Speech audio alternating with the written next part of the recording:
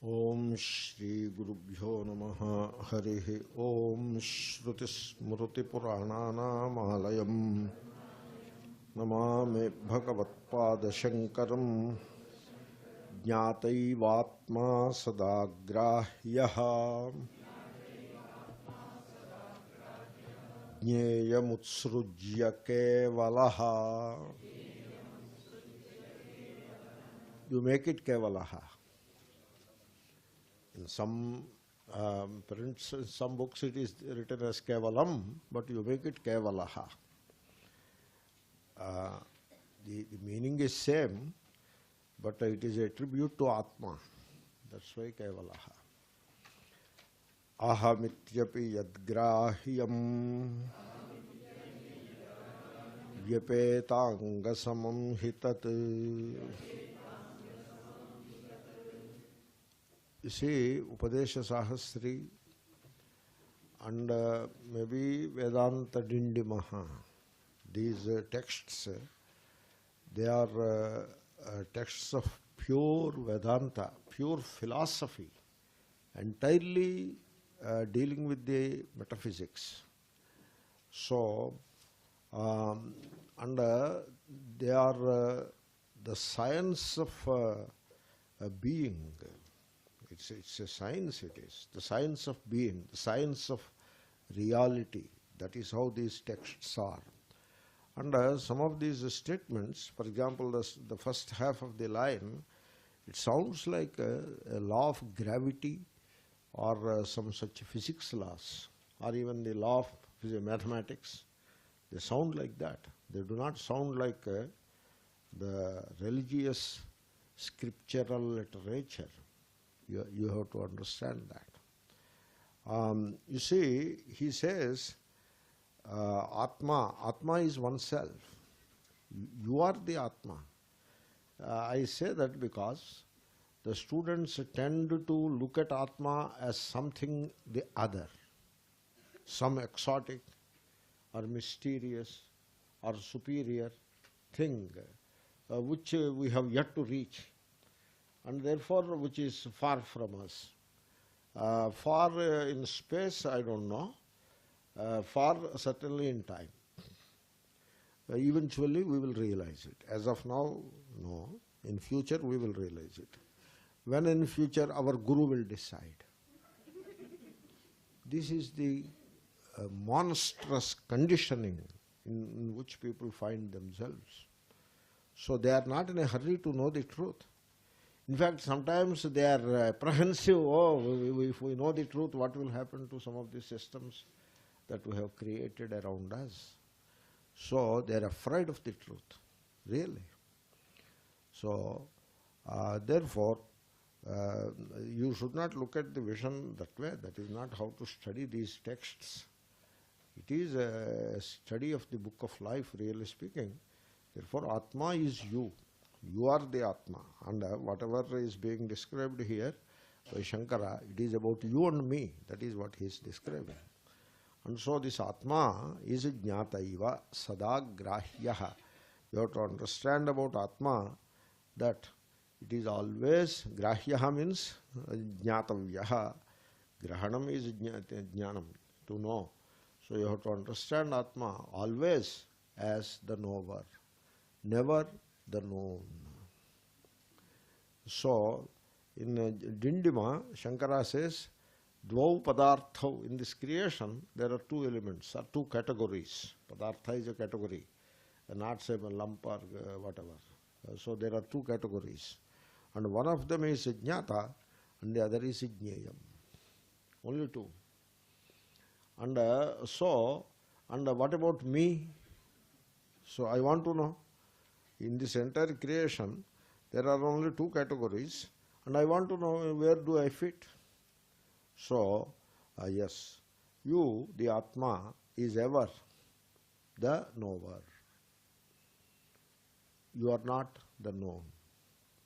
And therefore, there is a mix-up between the knower and the known. That is the problem, the mix-up. You see, we talk of bondage, bandha. Bandha and bondage, you see, Sanskrit and English. Bandha. In Sanskrit, there is bandhanam. That ana is pratyaya. Lut becomes ana, yuvor anakau. So bandhanam. And in Sanskrit you have bandhana, which is bandhana. So that ana also goes into English, Anyway, so that bondage. We are in bondage. How do you know that we are in bondage? So first you should acknowledge that we are in bondage. Why there is bondage? The bondage is to be understood as there is a sense of unsatisfactoriness of it all. That is the bondage. Like I study in the university and acquire degrees, and I acquire social status and position and power in the social life, and I have a set-up wife and children, and I acquire the acquisitiveness is there. Therefore, we acquire a lot of money. We really don't need that much money, but we acquire. We are greedy and acquisitive, and therefore we acquire a lot of money, and then we bring in a lot of religion into it.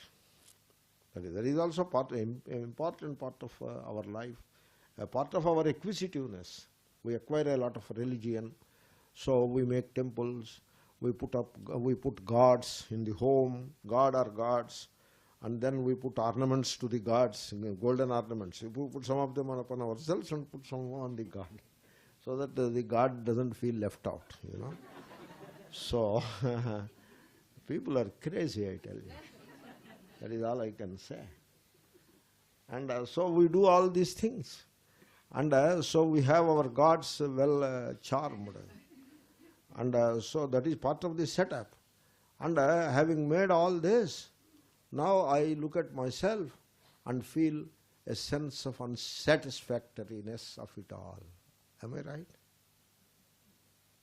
There is a general sense, in spite of pulling in God and making some niche for God in our life, we remain unsatisfied.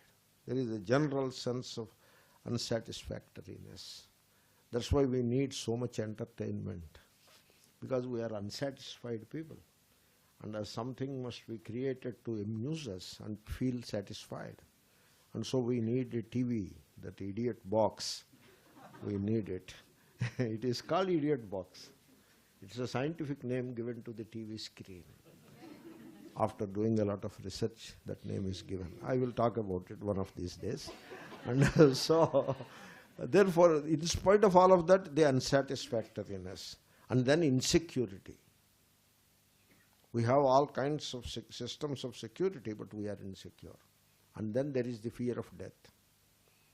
And then there is the fear of disease and decay. So this is the bandha. Enough? Should I describe bandha anymore? This is the bandha, bondage. And why this bondage? Ignorance. So what is this ignorance? Again, people, they go into disputations. And the Vedanta, in Vedanta, they think that these disputations will resolve the issues for them. How disputations are going to resolve? There will be disputations as long as the creation exists. One of the disputations is ignorance. Now, is it ignorance or is it effect which binds us? What does it matter? Which stone to break head? It is something like that. Now, the stone that broke my head and injured me, is it the bigger stone or a smaller stone born out of that bigger stone? Kya farak padta hai? What difference it makes? Is it the avidya and adhyasa? So people go on fighting about it and write treatises and books and all that. So there is also part of the bandha it is. Anyway, coming to the point, so here is the ignorance or its effect, the adhyasa. Adhyasa is mixing up. So now I took a little time to come to the crux of the point. The point is the essence of bondage. You have to understand, because you understand the bondage, you will come out of it. There will be freedom. In understanding the bondage, there is freedom. That is how it works. So the essence of bondage, The essence of bondage is the mix-up of the real with the unreal. That is you can take it as a law. You mix up the real with the unreal. That is the essence of bondage. And so at a very fundamental level of your own being, at that level, not some superficial mix-up. Superficial mix-up is okay. It is like a pizza is there. On the top, some dust has fallen. Some dust or some silly plastic pieces have fallen by mistake. Then you take a small spoon and carefully take it out. And you can still enjoy the pizza. But suppose, even while preparing the pizza, the dough itself is mixed up with some impurities, then that pizza becomes a nuisance. So similarly, some superficial mix-up is all right, but there is a mix-up in the very essence of myself, in the very being of myself. There is the mix-up. What is the mix-up? I am the knower, and there is the known. And the mix-up between the knower and the known is the primary cause of bondage. That you have to understand. Therefore, Shankara cautions us, understand correctly, see correctly, know correctly. You are the knower. Atma, yourself, is always knower. You should look at yourself as the knower. So, the idea is you are the light. Yesterday I was saying the light. You are the light. Same as now, today I am saying the knower. The light alone is called the knower. So that is the nomenclature coming from the Shruti. Vijñātāram are kena vijaniyat. That's how Brihadaranyaka says. So you are the knower. Essentially you are the knower. And therefore you look at yourself, or you understand yourself as the knower and knower alone and nothing else. So what could be something else that gets mixed up with the knower? The known is the thing that gets mixed up with the knower. The known gets mixed up. So you should avoid that mixing up. That is all you have to do. So, jñātam utsrujya. Jñeyam utsrujya. Not jñātam also meaning same only, but there it is jñeyam utsrujya. You are the knower and always the knower. Sometimes the knower, sometimes the known. No. No. You are never the known. You are always the knower. And the known, so it got mixed up with the knower. Now you have to throw it out. You have to set aside this known from yourself, the knower. Jñeyam utsrujya. Therefore, what happens is, for example, you consider yourself to be the body. So, this is like this. Nobody, I am the body. So, I amness, that is you, which is the knower, the light, in which everything gets known. So, that I amness, which is yourself, that is true, that is the truth. I am is the truth, no doubt about it. But in saying I am the body, you have mixed up the truth, the I amness, the real, with the unreal, the body, with the other. Yesterday I was saying the other. Let us continue that is unreal also, that is another dimension. But presently, let us hold on to the Viveka aspect of it. Therefore, the body is the other. Yesterday I was saying the other. Today I am calling it the known. One and the same. It is the known. Body is ever the known. Therefore, in considering yourself to be the body, you are in bondage. So, you should not take yourself to be the body. Body is always jneyam, known. Therefore, keep it aside. Don't allow it to get mixed up with yourself. So, here I am and here is the body. Therefore, you see, there are certain expressions like jnata, the knower, is always called aham. aham. Asmat pratyaya. It is. Asmat pratyaya gochara.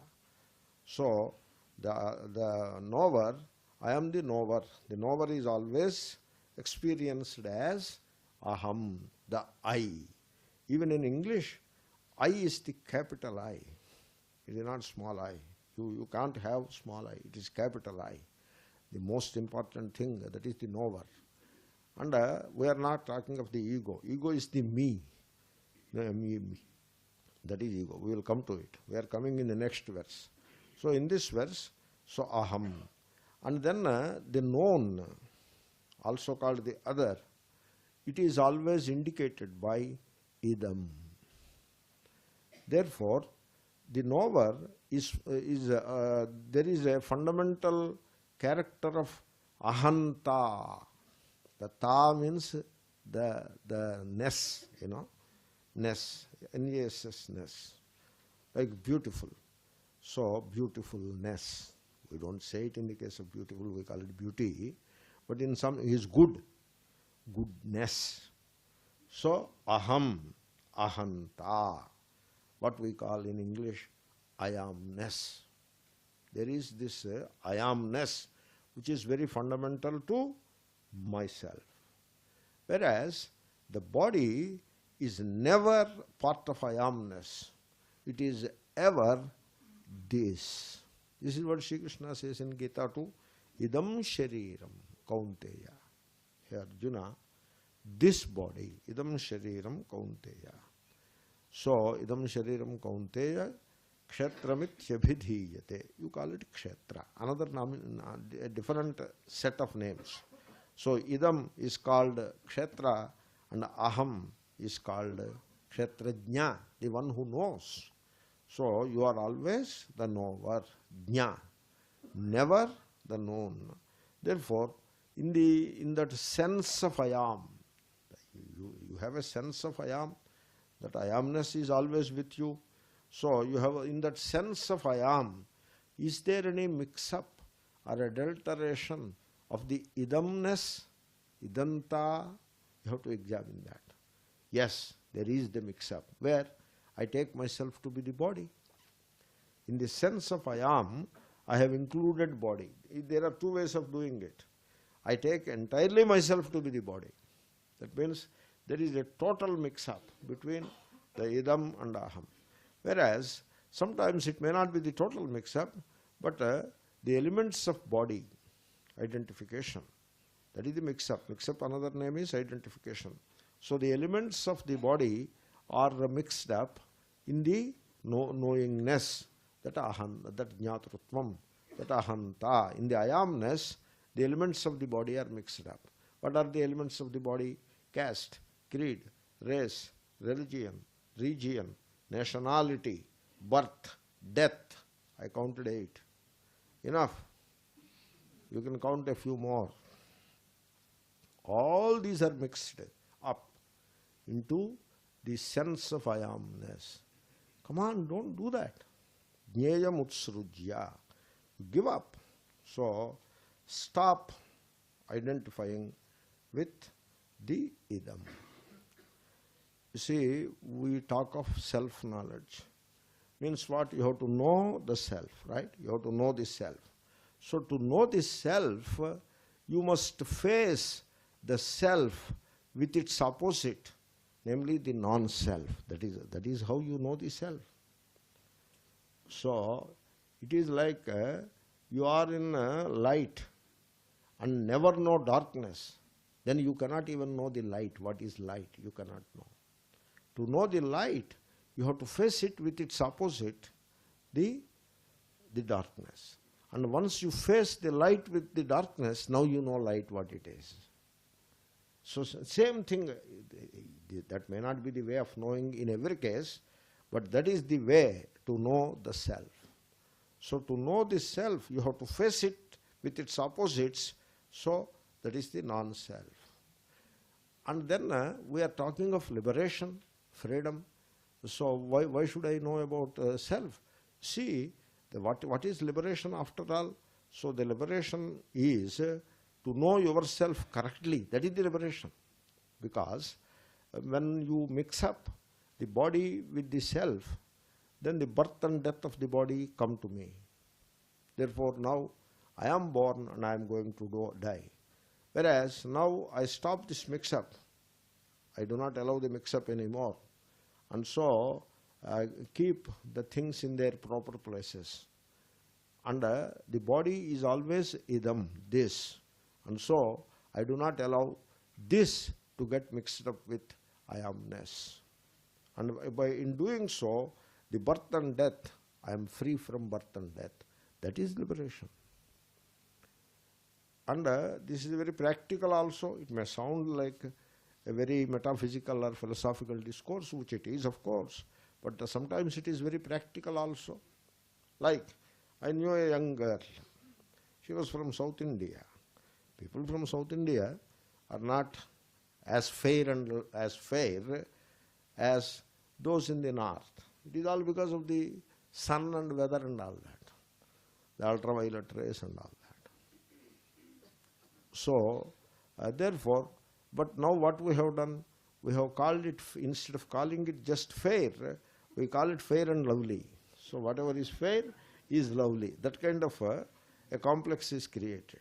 And therefore this young girl, whenever she looks into the mirror, she becomes sad. She is come from a very good family. They are well-to-do people, and they have a lot of social respect and all that. They have everything. There is nothing that she lacks. And she looks good also. The only problem is she may not be as fair as some of these Himalayan people are.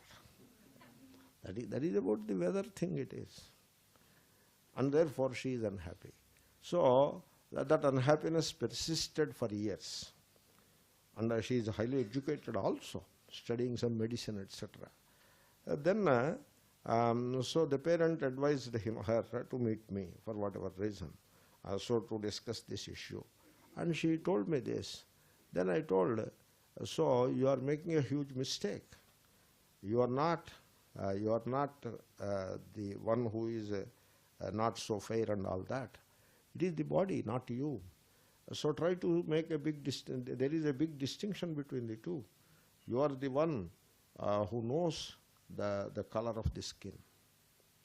There is another argument. The another argument is the color is only melatonin, some kind of melatonin or melatonin, some dye it is. Melatonin only? Melanin, not melatonin. This is the jet lag thing it is. That is melanin. Yeah, melatonin is different. Melanin, it's a dye, a coloring stuff.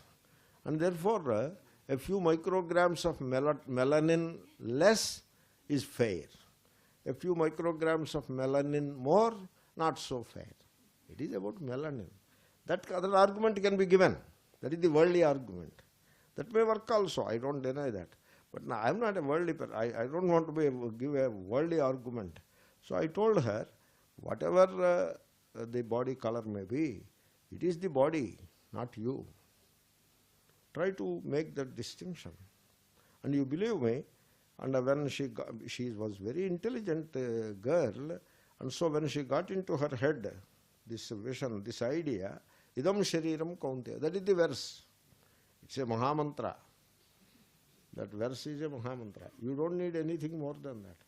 Kshetrajnan japi mam vidhi will come automatically. First you take care of the first verse. Idam shariram kaunteya. You hold on to this verse. And you remind yourself of this verse again and again. So whenever you stand before the mirror, you remind yourself of this verse. And also stop this habit of standing in the mirror all the time. That you don't need it.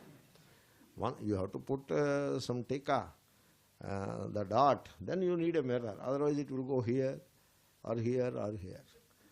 So therefore you need a mirror so that you don't attract the attention of all people and it is in the center. So other than that you don't need a mirror all the time. And even then you remind yourself of this verse. And so see how it will work for you.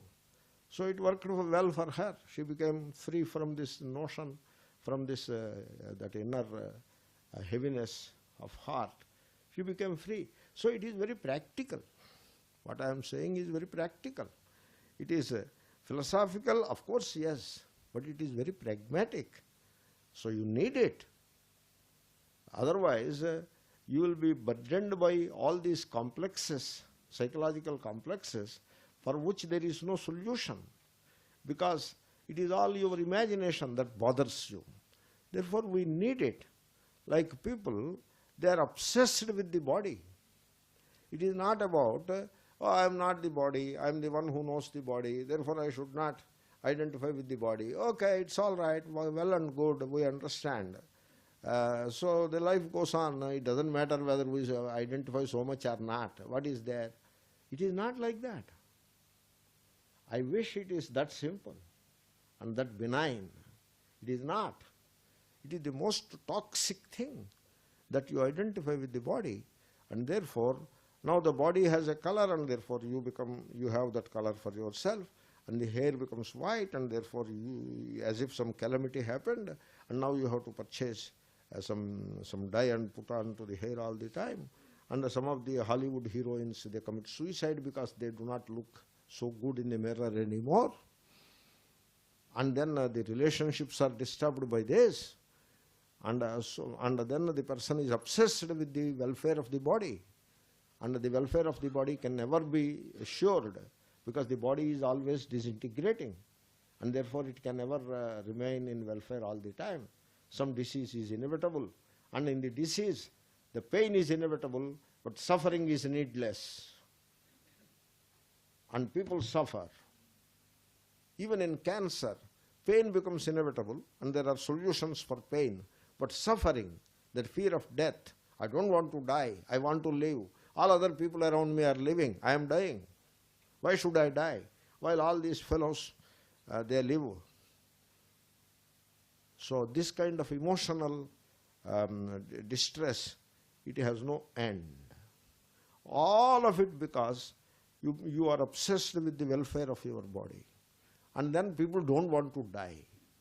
Just they don't want to die, they want to live. Otherwise, the body has become senile.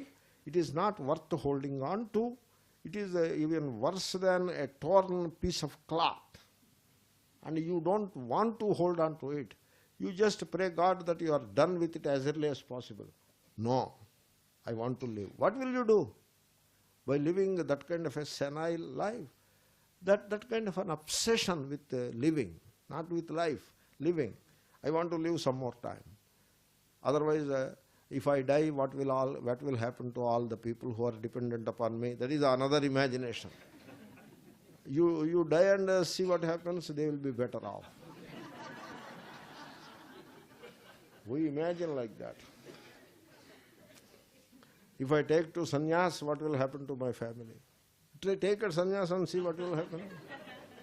They will be better off. Good riddance. Or one gives up, 10 hold on to. One person gives them up, but 10 people will hold on to them. Therefore, so this identification with the body is the poison pill it is, which we are keeping in our mouth whole life. It is the poison pill. You have to throw it out. You don't want it. Therefore, it is that important. And as in this identification, as you identify with the body, which is the other, so you forget who you are.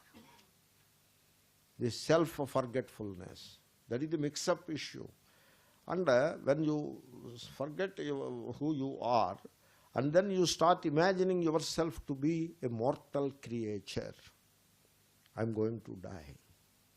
And in doing so, you create so much trouble for yourself that life becomes a bondage. Life becomes like a nightmare. So this is how it is happening. Now you have to wake up from this nightmare. Like you have to wake up from this bad dream, which we call life. We have to wake up from that. And how to wake up? Inquiry wakes you up. Inquiry. You have to wake up. You see, you tell me you are sleeping. Now, will you wake up or somebody else will wake you up? Superficially, somebody else will wake you up. But really speaking, you wake up. Therefore, don't expect somebody else to wake you up. Somebody else will help you by all means. I'm not denying that, but you have to wake up. Otherwise, what happens, the human mind is a lazy mind. This is called intellectual laziness. Physically, you may be very active, but intellectually lazy, so you don't want to wake up yourself.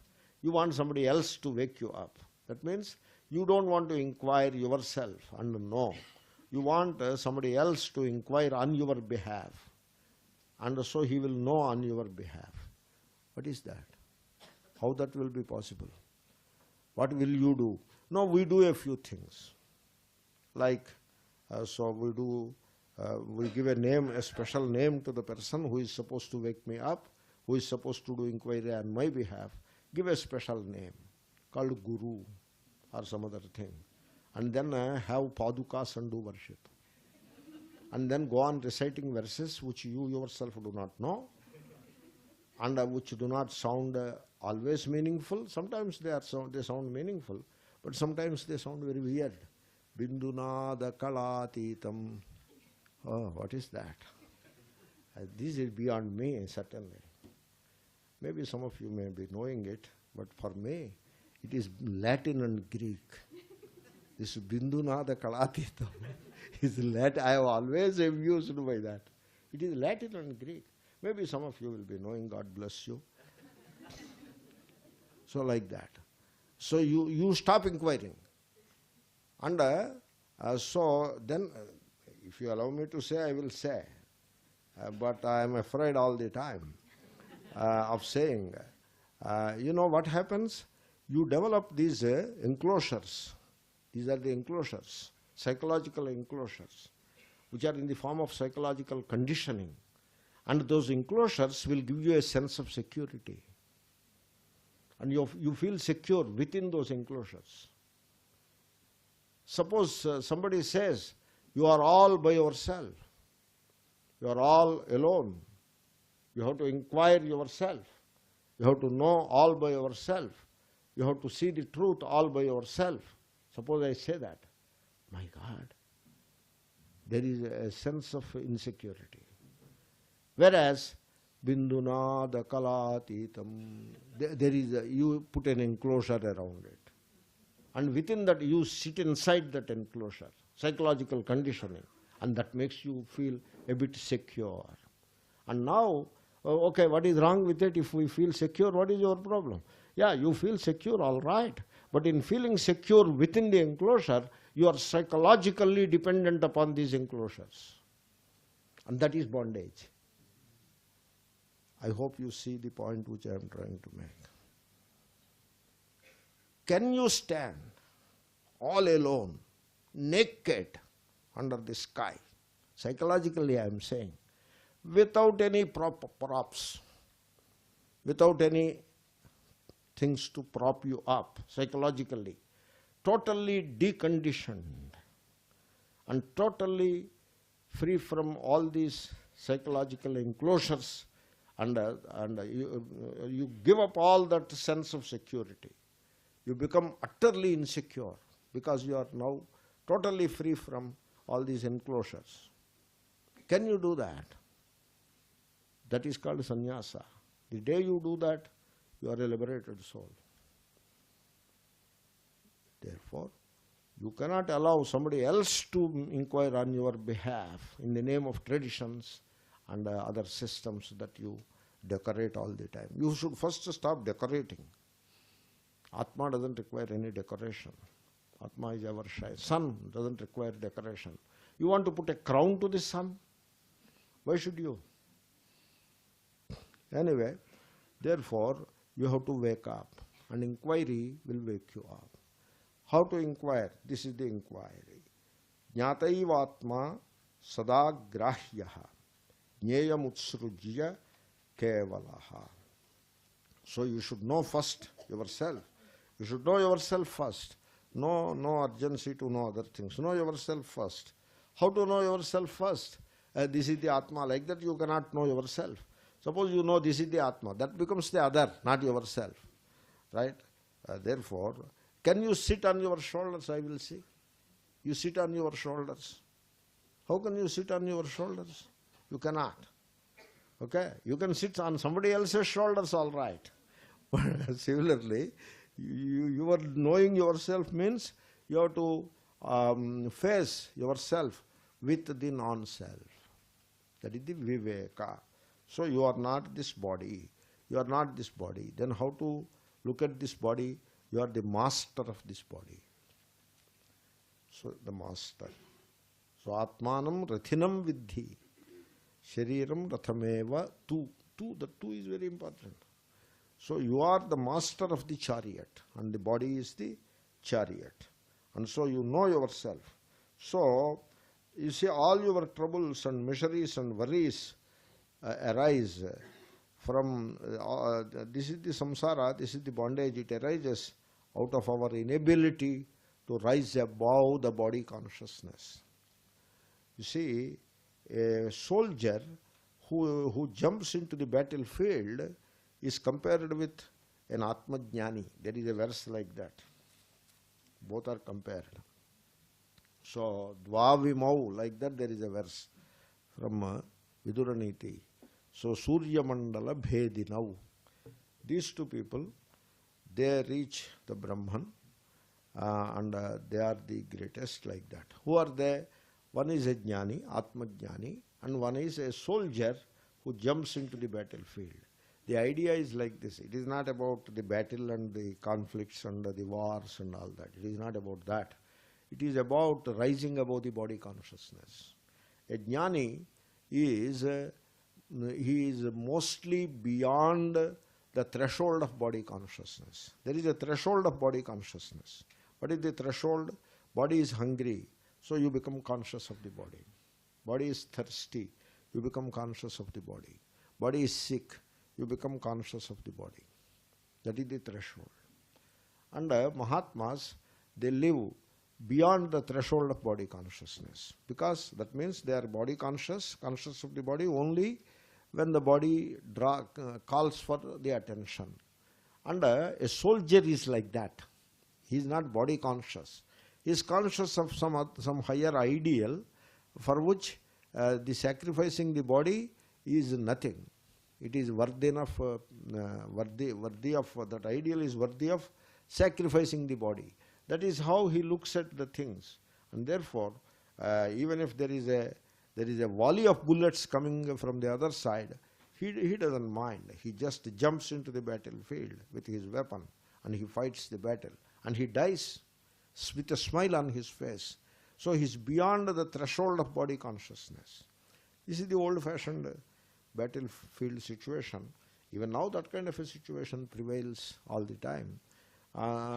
Something that can come close to this situation, remotely, somewhat close to this situation, is the soccer game, European soccer. That's why when the soccer game is on, there are doctors, stretchers, stretchers, medicines, everything is waiting there on this side of the line. And these gladiators enter into the soccer field. It is more like a battlefield. And these are the gladiators. And they fight it out for the sake of a single ball. And they get injured, the legs are broken, all kinds of things happen. And they are put on the stretcher, and the battle is so important that the umpire says, "Come on, take away this fellow quickly. He should not be here because he is injured. Remove him quickly." And so he pushes them out and then pulls in one more gladiator and the fight goes on. So that comes somewhat close to the actual battlefield situation. These soccer players, they are not body conscious. They are goal conscious, not body conscious. So when a player can do that, why not a student of Vedanta? So you have to go beyond the threshold of the body consciousness. You are not the body, nor you are limited to the body. Like eyesight come versus eyes. Eyesight versus eyes. Eyesight is located in the eyes, but not limited to the eyes. Like, suppose eyesight is limited to the eyes, then I can see only things which are very close to the eyes. But eyesight is not limited to the eyes. Eyesight is pervasive. It expansive it is. It is located in the eyes, all right, but you can see a huge sphere of range with the eyesight. And provide a telescope, you can look at the planets. You can see the mountains on the moon. Whatever that rabbit, whatever that spot appears on the moon, called rabbit, in many ways it is imagined by poets. Some of these Indian poets called it rabbit, Shesha, and therefore they called the moon Sheshi. And then some other people have imagined it as a deer. That's why the moon is called Mrugankaha. Mrugaha Ankaha Yasya Saha. And in the West, the poets have looked at it differently. But really speaking, a set of mountains they are, the high mountains. And you can see those mountains with a telescope. And you can see the Saturn with the rings around. All that you can see. With a proper telescope you can see. And therefore, the telescope won't see, you see. And therefore your vision, you are not, if you are the vision, the vision is not limited to the eyes. Therefore, you are not limited to the body. It's like the light is not limited to that glass casing or to the filament. It spreads, it is expansive. That is what you are. You are not limited to the body. And you see, you should not be attached to the mortal body. And through the body to the objects of the world. The objects of the world are mutable. They change. Ever changing. So, you are attached to the body which is mortal, and through the body to the objects of the world, you should not do that. And that is the ignorance. And it is like, that ignorance is like the smouldering fire, It doesn't burn out anything. It will be smouldering and producing a lot of smoke and intense heat within. That is the smouldering fire, So like they use it for baking the pots and all that. That kind of a simmering or smouldering fire within, that is the ignorance. And because of that ignorance, you are attached to the mortal body and to the mutable things of the world. So that fire of ignorance, jnanam is also called fire. By the way, that the smouldering thing of ignorance, so that will be creating so much unhappiness to you and so much insecurity and unhappiness. There is no settlement. You don't feel settled. You have everything but don't feel settled. You look at the rich people, they are very unhappy. They are not settled. You look at the people of power, they are in power, positions of power. They are unhappy people. They are not settled. You look at the religious karmis, the karmakanda people, they are very unhappy people, not settled. You look at these upasakas, so much of attachment in the name of this dualistic upasana, so they create a verbal world and live in that. And a very nebulous verbal world it is. Very so far removed from the truth. They live in that. And they are very insecure people. They don't have security, really speaking, and unhappy also. So this way, unless you get rid of this ignorance, you say, I cannot overemphasize this point. I tell you, let me conclude this. This has no end, this body identification. It is like a crazy thing it is. So, let me conclude this way. even as you sit here and now, if you cannot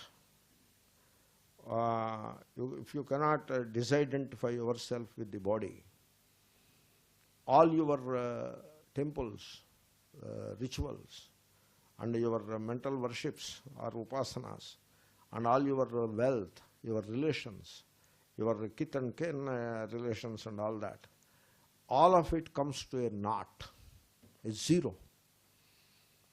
Whereas, even as you sit here and now, if you can disidentify with the body and learn the knack of living mostly beyond the threshold of body consciousness. So like the other day I told you the story of the prince. To feel like prince, what should he do? He should behave like a prince. Similarly, to feel yourself free from this body identification, what should you do? You should behave as if you are not the body. Do something to that effect, and even as you sit here, if you are free from this body identification and you can live beyond the threshold of body consciousness, you are already a liberated soul.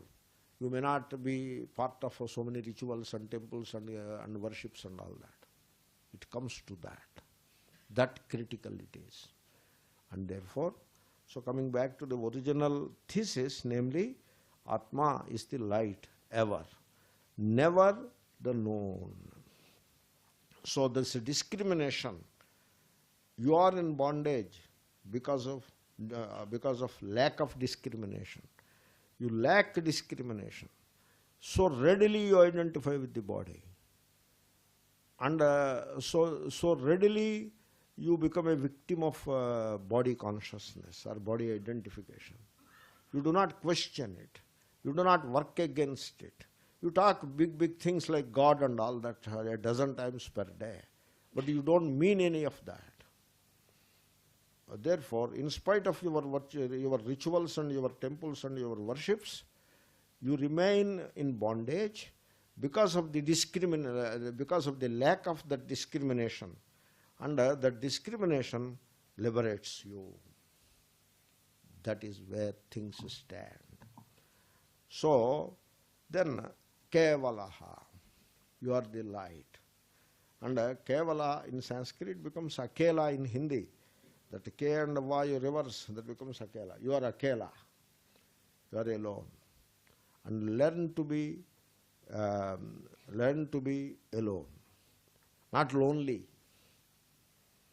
You are alone, not lonely. So I ask you, you are in Kumbh Mela on the banks of river Ganga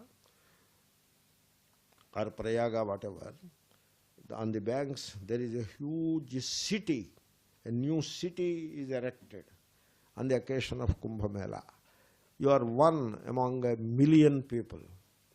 Now you tell me, are you in the company of people or are you alone? You are alone. You are alone. Now, when it comes to the family, within the family, it's like extended family, or all relatives have assembled for some marriage or some function. They do it all the time. And some good food is being prepared, and coffees, etc. are being served, and a lot of silly talk is going on. And therefore, you do not have a chance to look at yourself clearly. You don't get a chance of looking at yourself correctly. So you get carried away by all that bonhomie and all that hustle and bustle of the situation, of the people around. You get carried away. You don't get an opportunity to look at yourself with the keenness of observation. Therefore, when I ask you, are you alone? You don't feel that way. You feel as if you are in the midst of all near and dear. That kind of a feeling, a euphoric feeling you may get. But suppose you are sick, God forbid, but suppose you are sick and you are lying on the bed and there are 24 people all around you. They are all there to sympathize with you and express their feeling of sorrow at your sickness. And they are waiting quickly so that they can go back and attend to their works. They are inwardly, they have to express their sympathy to you and then politely look up and down and side and this side and that side and move away. Because who has that inner space to sit there and go along with you? You have to suffer anyway. So oh, I wish you recover quickly. And so very nice. Please you are getting a good doctor, medicine and all that. So say some nice things which are appropriate for the occasion and then move on. So that is how it happens. And so there are 24 people all around you.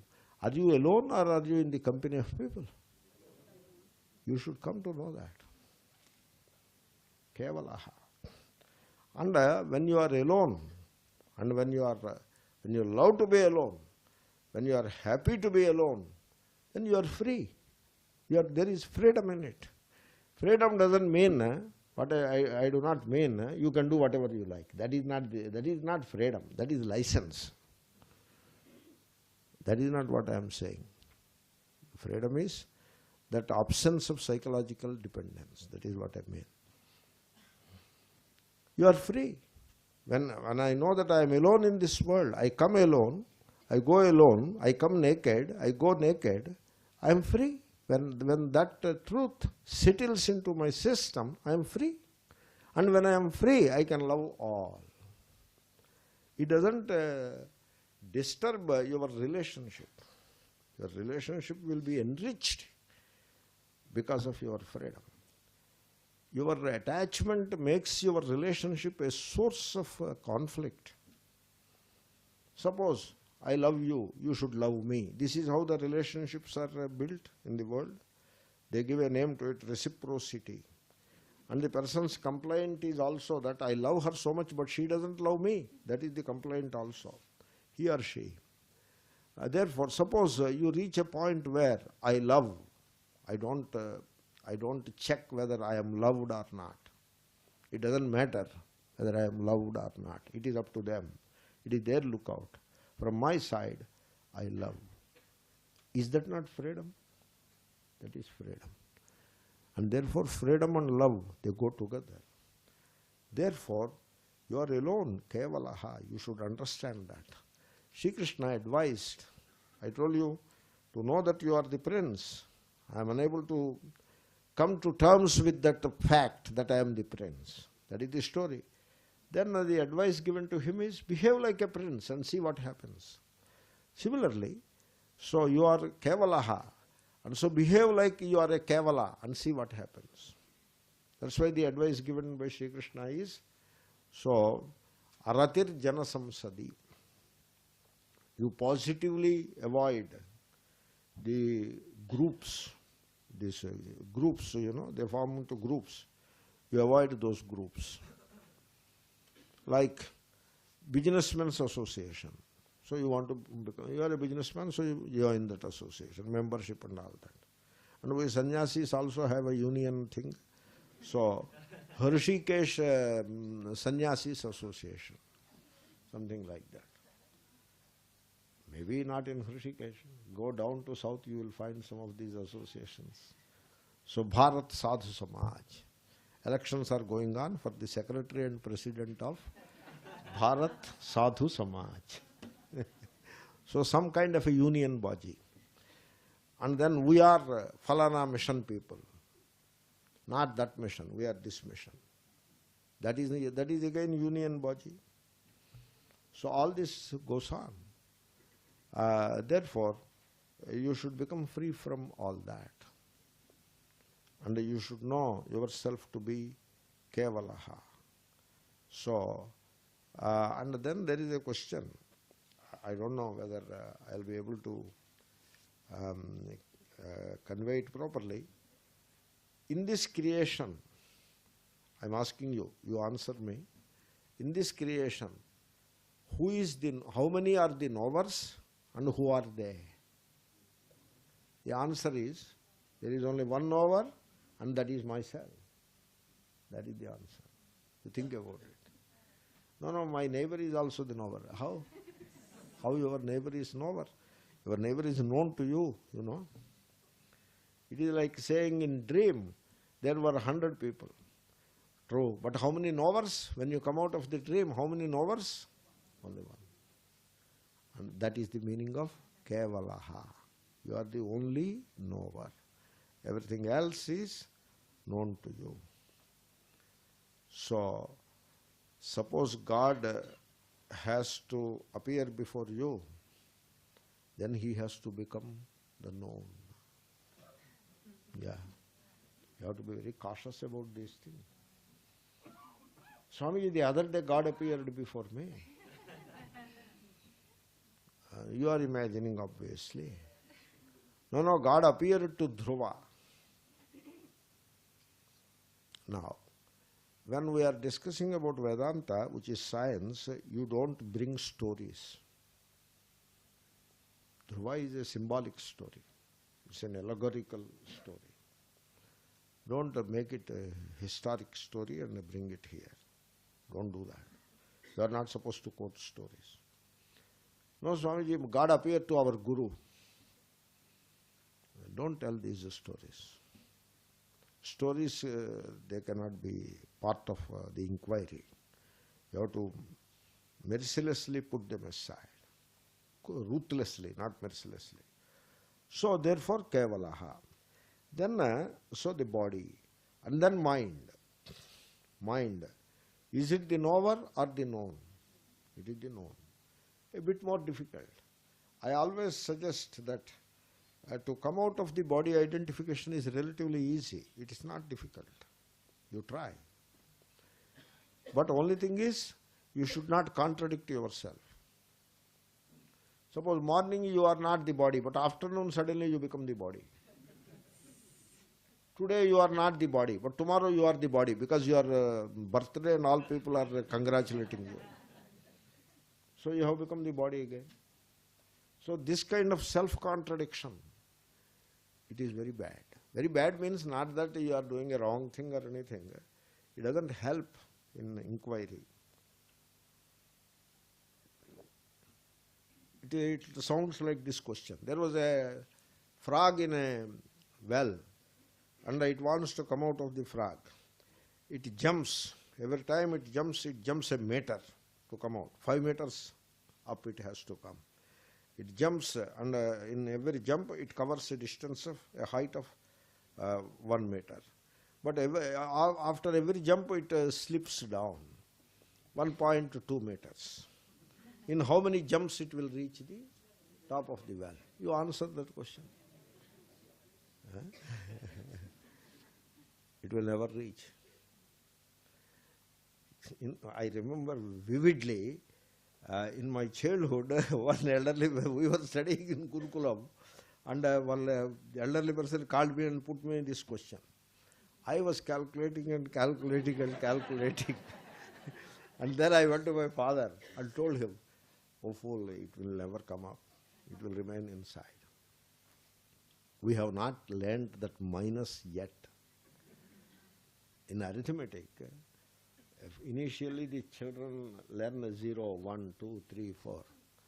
And then plus, no problem. Minus. 4 minus 2, how much? 2.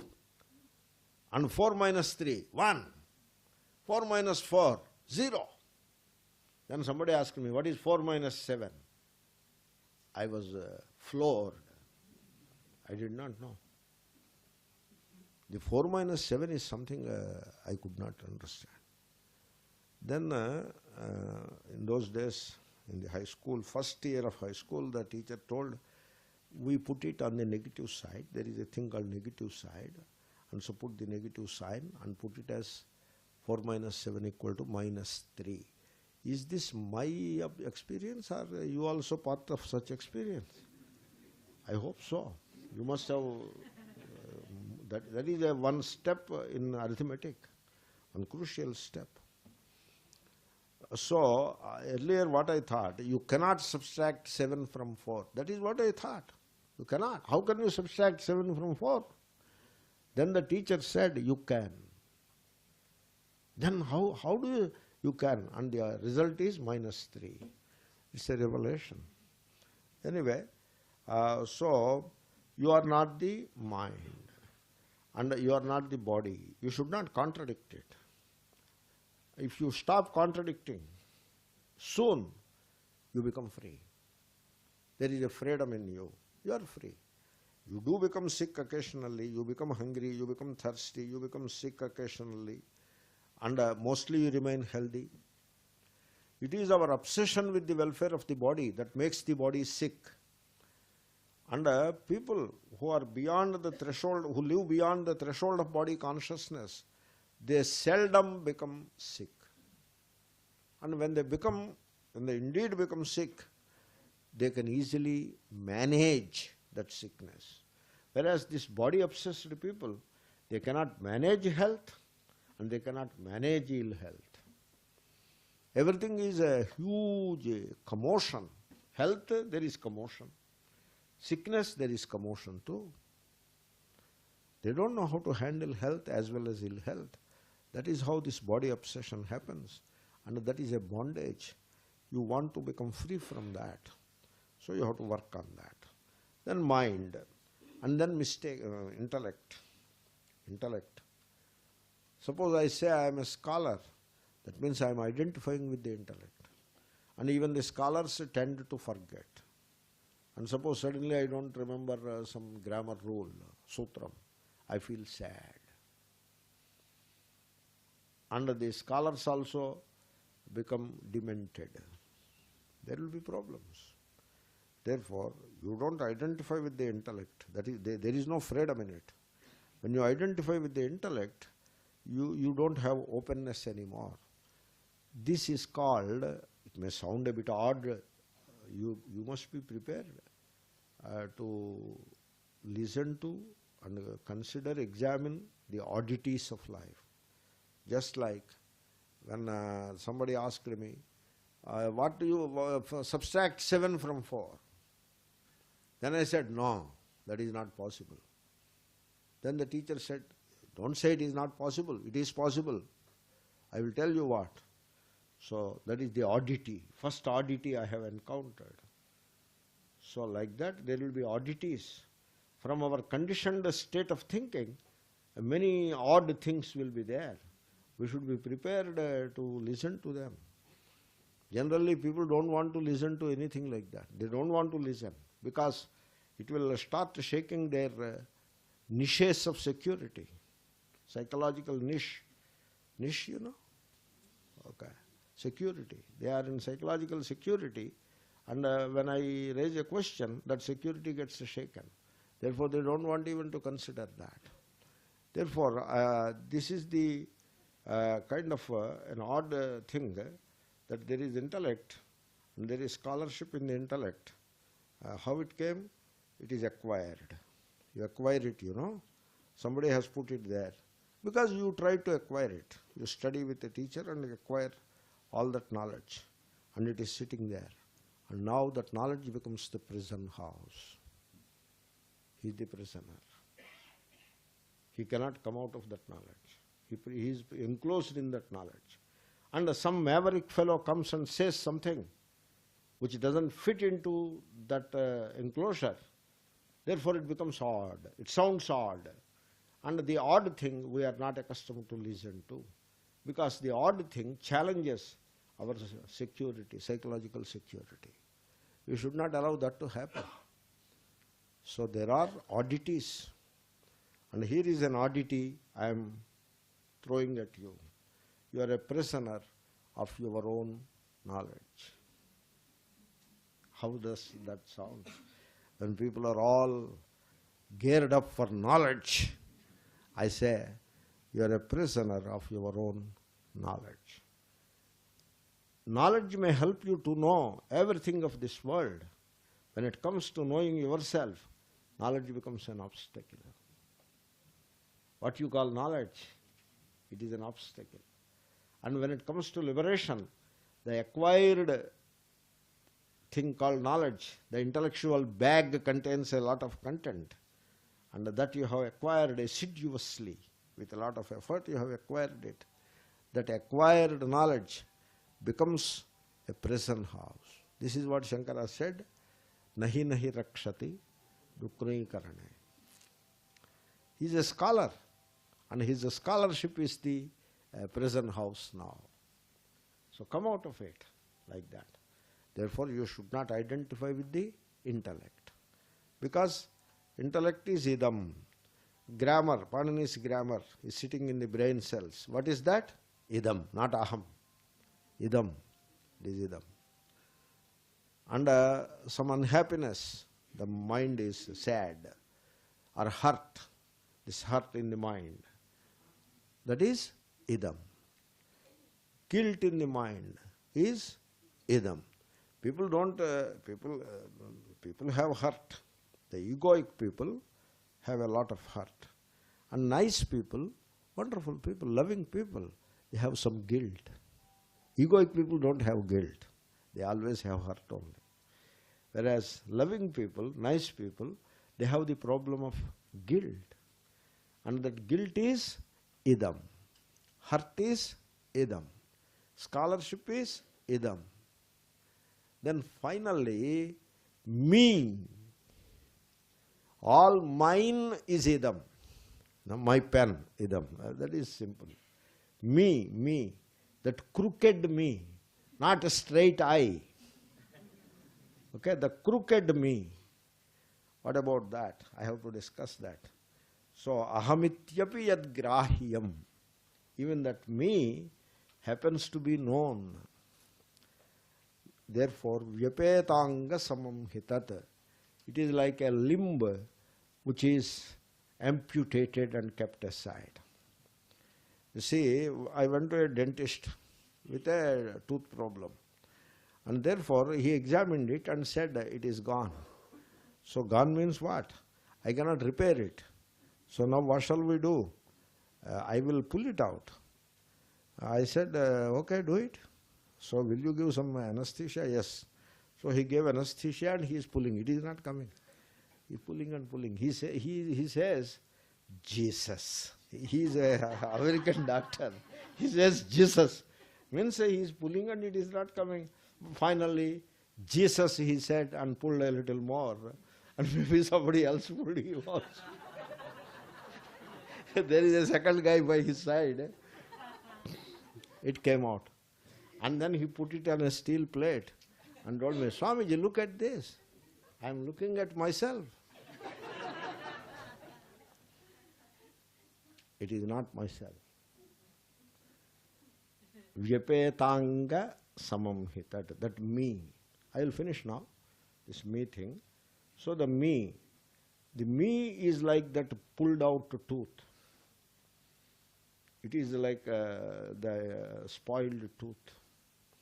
It is not myself. It is not this real self. It is not the real I. It is the other. It is even more difficult.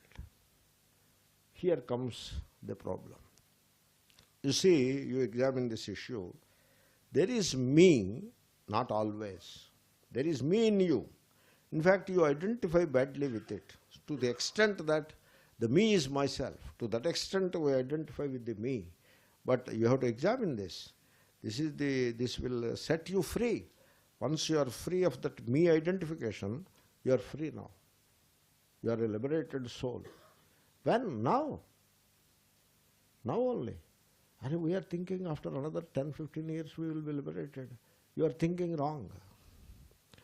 So you cannot be liberated in future. You can only be liberated now. Anyway, so that me, it is described in two ways. It's a reflex. Reflex means what? There must be some other movement, and this is the reflex of that movement. That is one way it is described. Or it is a crystallized state. Khilya bhava. Maitreyi Brahmanam of the Rodaranyaka. Khilya bhava. Khilya bhava. It is a lumpened state. I don't know how I can call it lumpened. Lumpend. I may not be agreeable in Oxford Dictionary situation, but I coined it. So it is kind of a lump got precipitated. Though it's a precipitated thing, it is me. There is a movement and me gets a lump. The lump called me suddenly appears there. Like there is a desire, me appears. There is a fear. Fear is a movement. That inner movement, you know. There is a fear or insecurity. Me appears. So, there is a thing called self-consciousness. Means, suppose somebody has stage fear. Stage fear, you know, he is maybe a scholarly person, but when he comes to the stage, he is unsure of himself. Therefore, he becomes self-conscious and unable to address the crowd, etc. That kind of thing could be there. This is called self-conscious. That is a movement, the mental movement, that precipitates me. That is one aspect. Me is not an inherently real, stable thing sitting there. It is not. It happens like any other thought happens, me also happens. That's why I would make a proposition. That is, ego, the me, is but a thought. A particular kind of thought, which is the reflex of another kind of thought movement. Therefore, when you are self-conscious alone, there is the me. Okay, at least I am self-conscious and there is the me. But you are not self-conscious all the time. There are gaps. I am talking of waking state. In sleep state, there is no me at all. There is no self-consciousness, and therefore there is no me. In dream state, there could be a different kind of self-consciousness and a different me. He is a king, but in the dream he is a beggar. Or he is a beggar, in the dream he is a king. Sometimes he is a worm in a bird in the dream. He becomes a bird in the dream. Or he can even become a poet in the dream. Anything he can become. That me is different. Their self-consciousness is different, therefore me is different. And in the waking state also there is a me. But this me is not there always, because there are gaps in self-consciousness. There are gaps between two desires. When a desire is there, there is a me. Between two desires, what are you?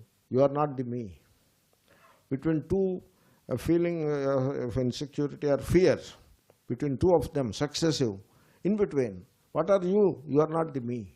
When you are not self-conscious, suppose you are looking at the rising sun and you are lost in that sight. That is called beautiful.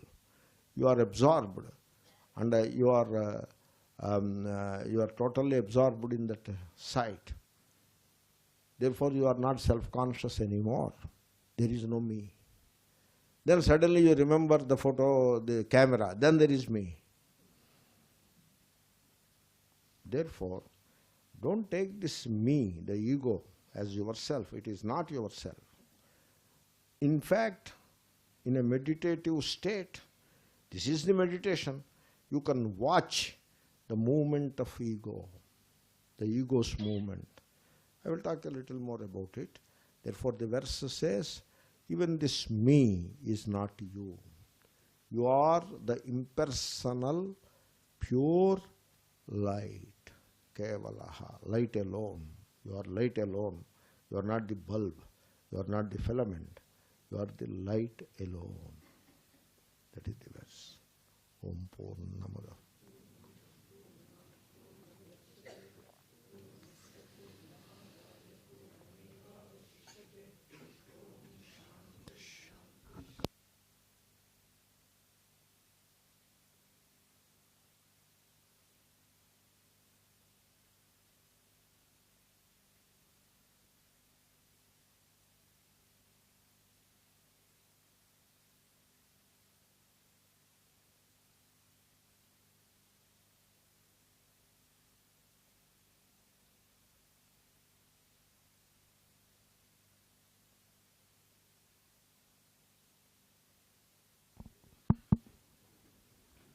Om, we will start the chanting class at 10:45.